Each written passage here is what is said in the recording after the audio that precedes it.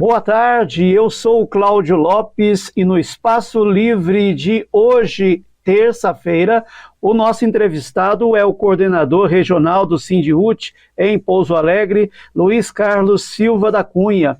Faz tempo que a gente não conversa, né, Luiz? Então, tem algumas questões que a gente precisa, de repente, aqui alinhar em relação também ao trabalho que vocês vêm desenvolvendo na defesa dos direitos dos nossos educadores aqui na região do sul de Minas. Seja, mais uma vez, muito bem-vindo aqui à Rádio Difusora. Muito obrigado, senhor Cláudio. Para nós é sempre uma alegria e uma satisfação falar com a Rádio Difusora, principalmente levar notícias da educação para a comunidade escolar e também para os profissionais da educação que atuam em Ouro Fino e região. Senhor Luiz, como está o trabalho do sindicato, a atuação de vocês no que diz respeito à defesa dos professores, a questão salarial, a questão estrutural das escolas de Minas Gerais, neste ano de 2024, que nós já estamos aí na metade praticamente do ano, né, chegando? Como que está o trabalho de vocês nessa área e qual é a pauta principal atualmente? Muito bem, o trabalho não para, porque nós sabemos que a educação é um desafio constante para todos nós, para o governo, para os sindicatos, para os pais, para os educadores, enfim, para toda a sociedade. Na verdade, estamos atravessando momentos difíceis na educação, porque temos um piso salarial que não é reconhecido e não é pago pelo governo de Minas. Para se ter uma ideia, a recomposição do piso para este ano ficou definido em 3,62%, abaixo da inflação. E mesmo assim, o governo de Minas ainda não encaminhou para a Assembleia o projeto de lei para regulamentar este pagamento. Então, estamos com a defasagem acima ou abaixo da inflação, e mesmo assim o governo ainda não encaminhou este pagamento para a sua regularização. Também temos duas problemáticas fundamentais que envolvem a educação mineira. A primeira delas é o regime de recuperação fiscal. Minas Gerais se encontra insolvente em suas finanças públicas há várias décadas.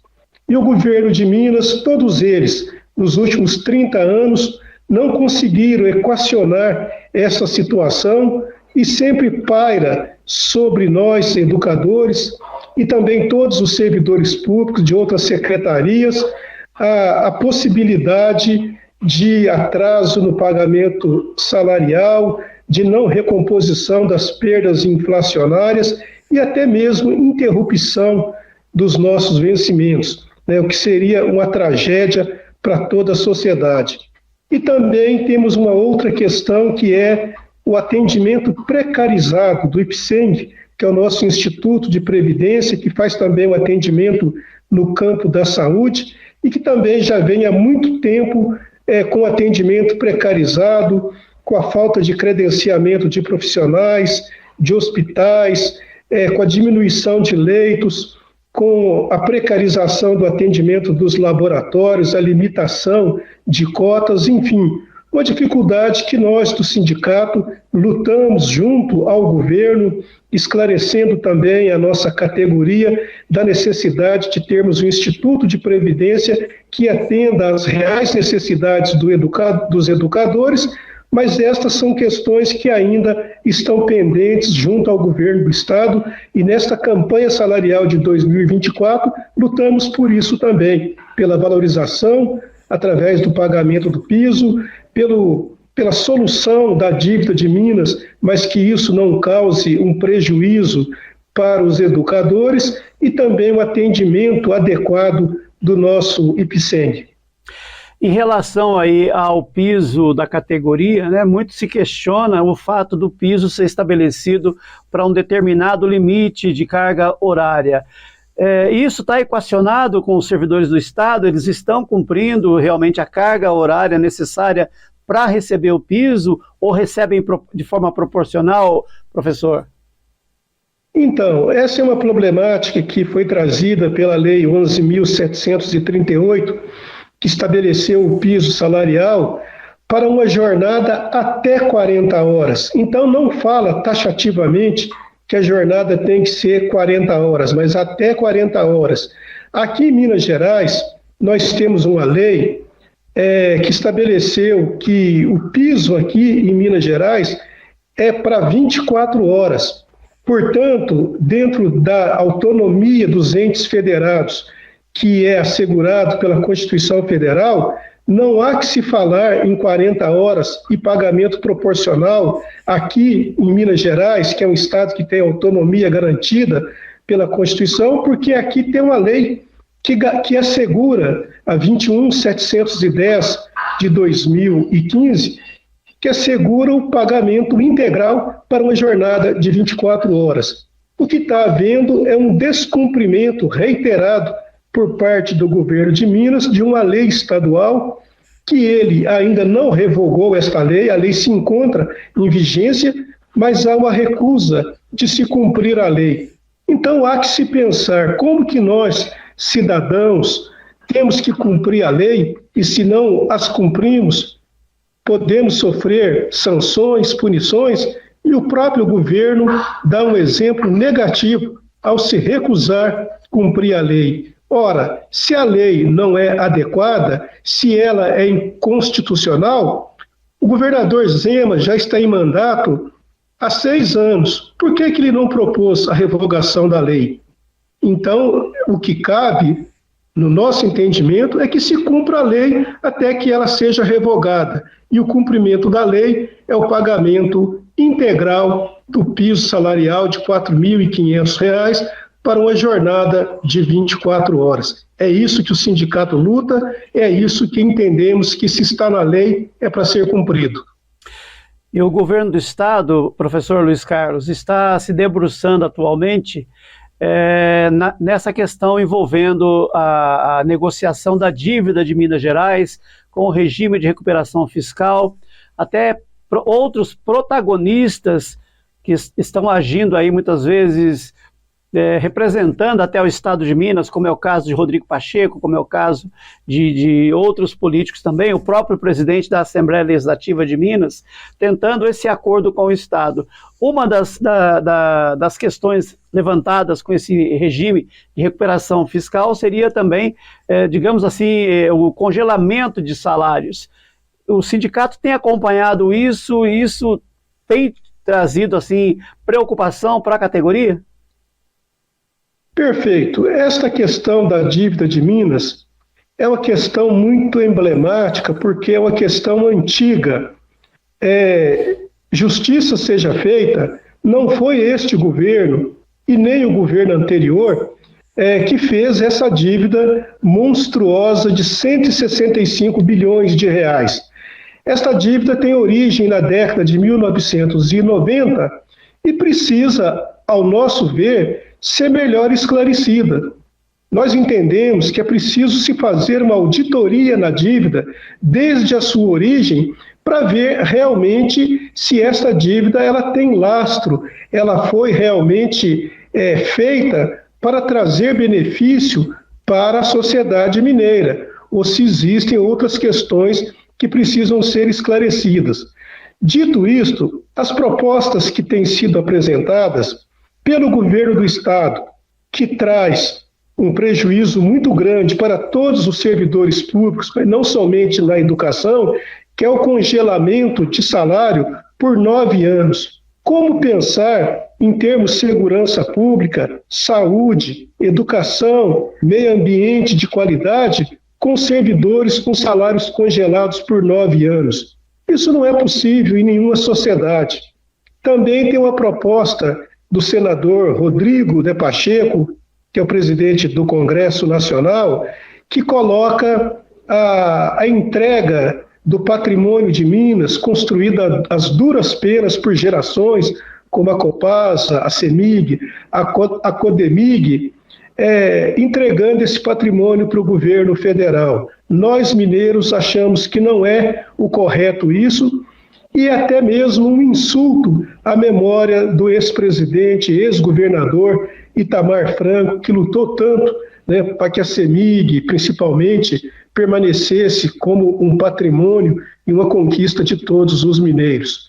E tem uma proposta também do ex-senador, ex-governador de Minas, deputado federal Aécio Neves, que coloca também uma proposta para a solução dessa questão. Nós entendemos que é preciso ter, primeiro, uma auditoria da dívida. Segundo, a redução dos juros, porque não é possível a União, né, cobrar juros tão excessivos dos entes federados, não só de Minas Gerais, mas de todos os estados que encontram em situação financeira de falência, de inadimplência, principalmente pelos juros altos, que é cobrado da União sobre todos os outros entes federados. E depois fazer uma pactuação do pagamento da dívida a longo prazo e com juros justos, juros razoáveis. Não é possível ter uma capitalização, né, de juros exponenciais, de juros compostos, né, ente federado cobrando de ente federado, com prejuízo para quem? Para o governante? Não, prejuízo para nós, sociedade, que temos menos creche, menos área de lazer, menos meio ambiente saudável, menos segurança, saúde e educação. Então isso não é possível, é preciso ter um entendimento do governo federal e dos governos estaduais, não só Minas Gerais, porque Minas Gerais não pode ser privilegiada em detrimento de outros entes federados, é preciso ter um pacto nacional para que se resolva de uma vez por todas o endividamento de municípios e também de estados, incluindo Minas Gerais, né, que não pode ficar pagando juros abusivos para a União. Isso não pode mais continuar. O senhor tocou num ponto importante. Nós estamos conversando com o professor Luiz Carlos Cunha, que é coordenador regional do Sindiúti na região de Pouso Alegre. Tocou numa questão importante, que é a isonomia, principalmente, né, que todos vão ter direitos iguais. Mas o remédio que Minas precisa, de repente, é um pouquinho mais forte do que São Paulo, do que Rio, né, do que o Espírito Santo. A situação de Minas é uma situação também, perto dos outros estados, atípica, não é, professor? Perfeito. Minas ficou muito prejudicada com a Lei Candir, uma lei da década de 90, que isentou o imposto sobre exportação, ISOEX. E nós sabemos que Minas Gerais é um estado exportador de produtos primários, das chamadas commodities. Então, nós sofremos um prejuízo muito grande na exportação do minério, do café. Isso também foi fruto de um acordo mal feito do atual governo, que contas bastante assim equilibradas admitiam, asseguravam que Minas Gerais deveria receber 130 bilhões do governo federal em compensação dos prejuízos causados pela Lei Candir. E este governo fez um acordo com o governo anterior, governo federal anterior, para que se recebesse apenas 8 bilhões. Então, Minas realmente tem uma situação diferenciada de outros estados da federação. São Paulo, por exemplo. São Paulo é um estado que tem uma dívida também muito grande, né? No entanto, São Paulo representa 60% do produto interno bruto do Brasil. É um estado muito mais industrializado do que Minas Gerais, é um estado que produz produtos com valor agregado muito maior, tem uma capacidade de recuperação financeira diferente de Minas Gerais. Então, Minas Gerais tem que ser vista com carinho, não com privilégio, garantindo, sim, a isonomia de tratamento entre os estados federados. No entanto, vendo as particularidades de Minas, porque Minas ficou muito prejudicada com a Lei Candir. E é preciso que se faça uma reparação justa, né, para que o povo mineiro não pague, né, não sustente o equilíbrio, porque Minas acabou dando uma contribuição muito grande na estabilização da moeda, do plano real, né, mas também foi obrigado a abrir mão de vultosos recursos de imposto sobre exportação. Então, é preciso que se haja justiça, se faça justiça fiscal e tributária, para que Minas retome o caminho do desenvolvimento, da paz e da justiça social para todos nós mineiros.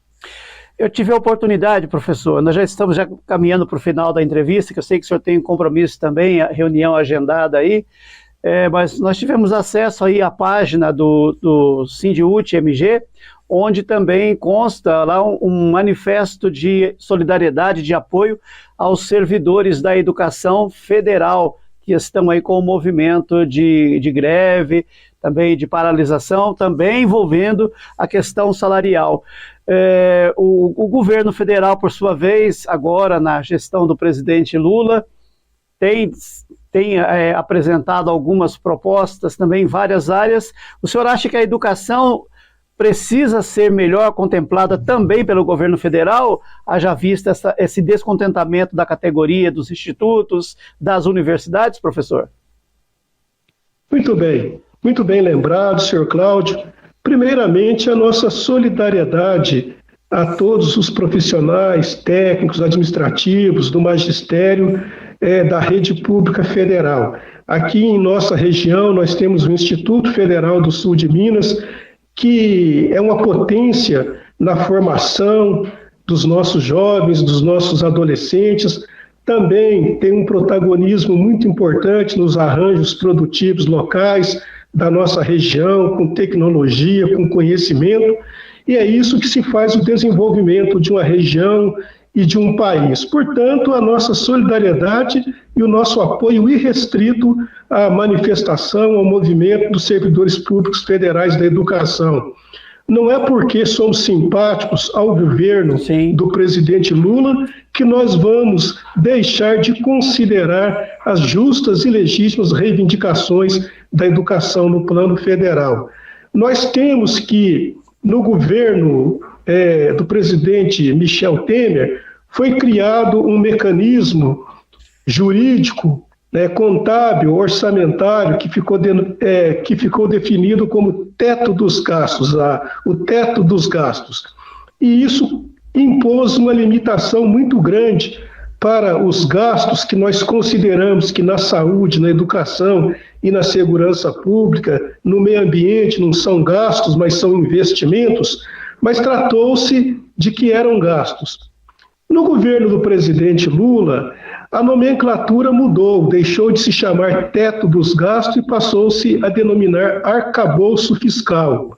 Mas isso não tirou a natureza de restrição orçamentária que o governo federal impôs a si mesmo. E nós temos que fazer uma discussão, e nós apoiamos os servidores federais, de que um país que tem as potencialidades que o Brasil possui não pode pensar apenas em arcabouço fiscal, mas em incentivo ao desenvolvimento econômico e social que se dá pela educação. Portanto, nós entendemos que o governo federal precisa sentar à mesa de negociação, reconstruir o diálogo com servidores públicos federais, propor uma recuperação salarial para este ano. Nós já vimos que tem uma proposta para o ano que vem, mas o ano que vem, em muitas situações, pode ser muito tarde. Então, para o bem do governo, da sociedade, da educação e de todos nós defendemos que o governo federal deixe de ser intransigente e apresente uma proposta justa, equilibrada, ainda para este ano, para atender esses nossos companheiros, esses nossos servidores da educação, que tanto benefício traz, inclusive aqui para a nossa região de Ouro Fino, de Pouso Alegre, toda a nossa sul de Minas. Então, do Espaço Livre de hoje, conversando com o coordenador regional do Sindhut, Luiz Carlos Cunha. Nesses momentos finais, professor, fique à vontade para transmitir a sua mensagem aos educadores, em relação também aos esforços de vocês na defesa dessa categoria tão importante para o desenvolvimento. Bom, em primeiro lugar, te agradecer, senhor Cláudio, pela gentileza de mais uma vez nos ouvir a nossa posição, que não é a verdade absoluta. Nós aceitamos, sim, o debate, o contraditório, mas entendemos que a luta pela educação é uma luta de todos nós, não apenas do sindicato, mas também dos pais, das famílias, dos governos, enfim, de toda a sociedade. Deixar um grande abraço aos educadores de Ouro Fino e região, essa região muito querida por nós. Embora a nossa sede regional seja em Pouso Alegre, mas nós estamos na presença física, se não muito, mas com o nosso coração, com o nosso pensamento, aí em prol também na luta dos educadores de Ouro Fino e região, que são pessoas que levantam cedo e vão dormir tarde, trabalhando para a educação das crianças, dos jovens e dos adultos aqui do nosso querido sul de Minas. Quero deixar um abraço, que Deus abençoe a todos nós e a gente vai seguir sempre em frente, porque a luta por justiça nunca poderá ter fim. E o Espaço Livre de hoje termina por aqui. A seguir na difusora você acompanha o Rádio Serviço e em seguida vem chegando Paulo Henrique com o Vale Tudo. Para você uma boa tarde e continue na difusora FM 94.1.